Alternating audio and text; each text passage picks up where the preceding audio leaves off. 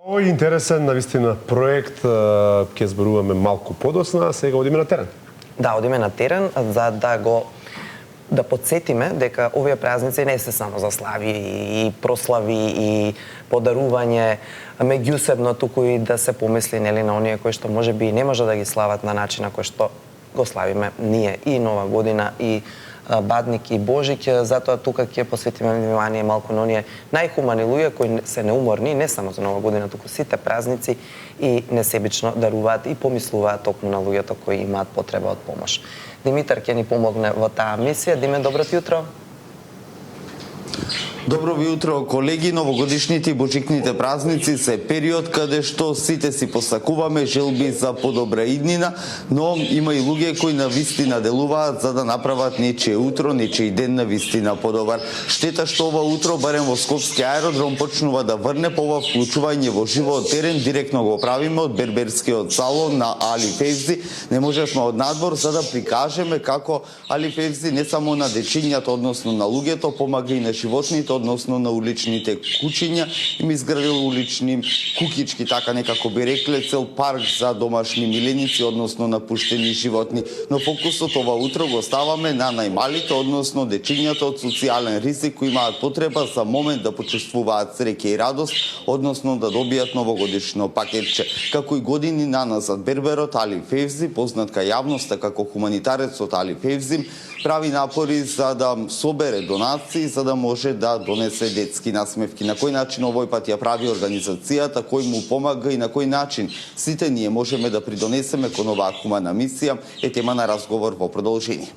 Добро утро пред се за вас, Али, но тука и вашата помошничка, господја Јасмина, односно Јелена, се извинувам. Ајде, господин Али, да ги запознаеме граѓаните што всушност се случува овие денови во оваа новогодишна празнична еуфорија со вашата мисија. Добро утро, фала што дојдовте.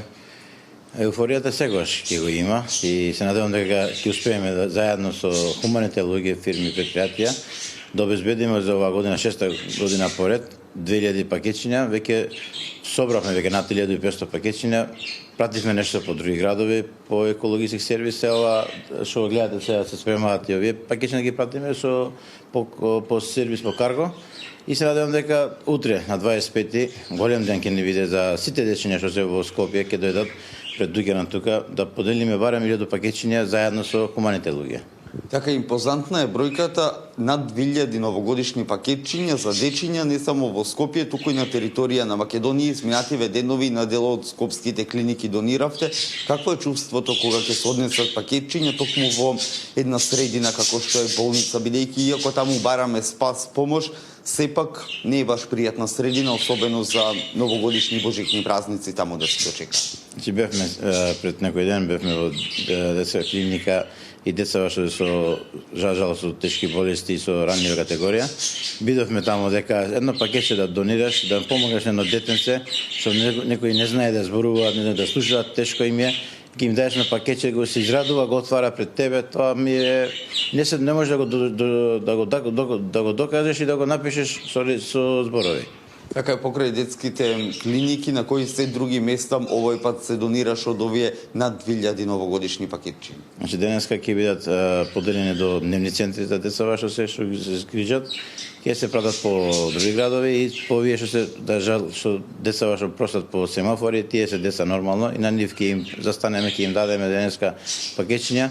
Се трудиме, еве, веќе ме пратиме за Охрид, имаше на настан, каде Дедо Мразот беше таму, имаше услови, немаше пакетчиња. И ми тука пративме, се израдува, Дедо Мразот му помогнавме да се покаже дека стварно Дедо Мразе, зашто за жал има луѓе многу што донираат, а има и луѓе што имаат многу, а не донираат. Сега да се заблагодарам до госпоѓа Сонја Велјанова, што стварно она обезбеди 300 пакетчиња, тоа беше еден голем поттик и маркетот, ТЕС маркет и тие донира доста. Сега чекаме од ветенот од господинот Петар Денковски од Веро маркети дека ќе обезбедат за денеска, зашто знаеме дека утре ако не можам да ги давам на толку дечиња тука што ќе бидат пред дуќан, мене ќе ми биде тешко, ама за луѓето што стварно имаат можности да донираат, ќе ми биде жал до тоа што нивните пари некогаш им е побитно од себе колку за некој за друг.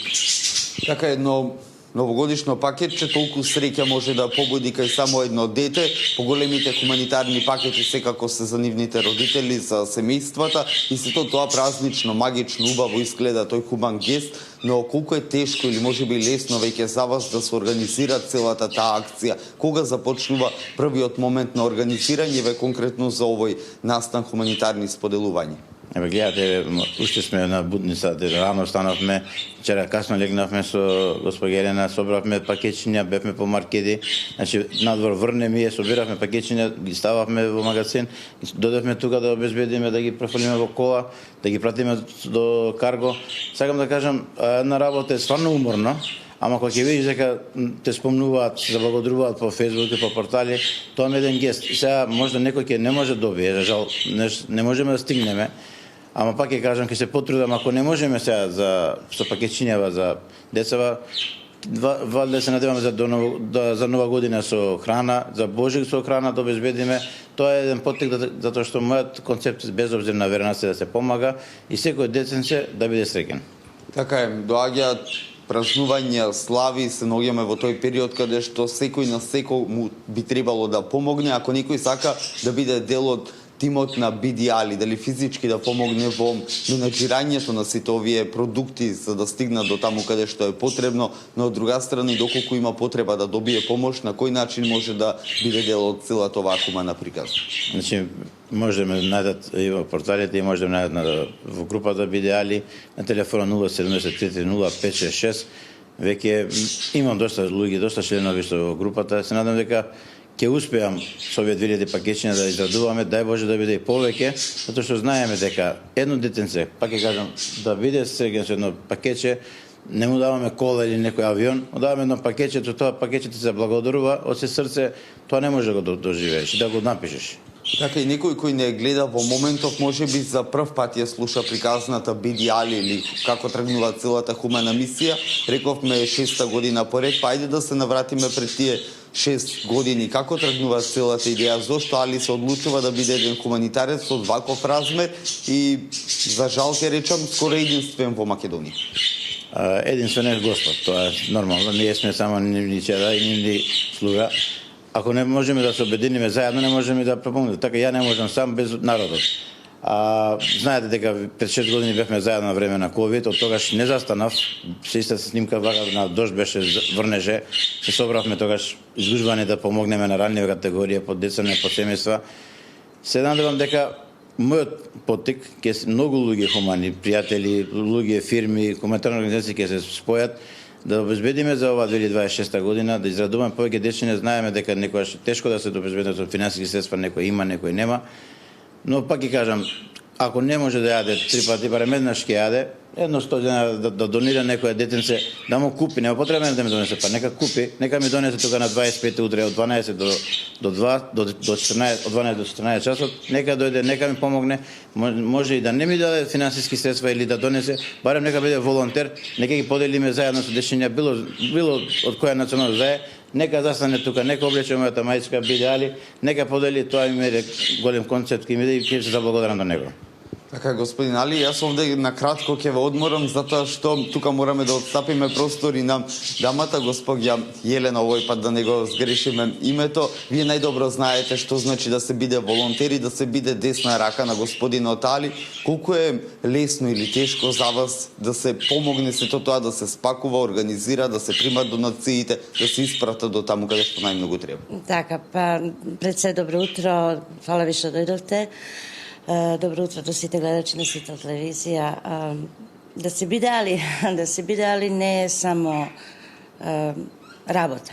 Да се биде Али е начин на живење. Напорно е, ама вреди.